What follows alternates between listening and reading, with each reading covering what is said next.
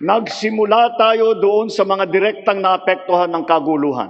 Ang pagsaklolo sa ating mga kababayang OFW na naipit sa digmaan. Mahalagang misyon ito ng pamahalaan. Gayong lagpas 2.2 milyong Pilipino ay naghahanap buhay sa Middle East. Simula nung naputok ang gera, mahigit 12,000 kababayan natin ang ating naiuwi sa bansa na ligtas.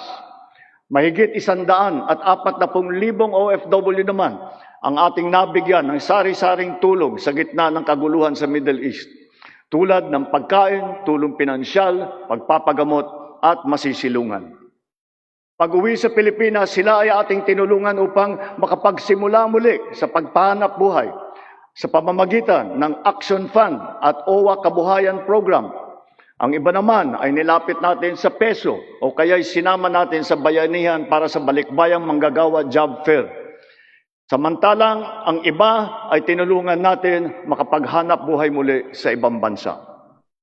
Bukod sa kanila, ang mga magbabalik natin mga gurong OFW ay papasok na sa mga public school natin kung saan sila ay higit na kinakailangan. Dahil dito sa Pilipinas, sila ang ma'am at saka ang sir. Patuloy ang ating ugnayan sa iba't ibang bansa at ang suporta natin sa mga OFW para sa kanilang kaligtasan.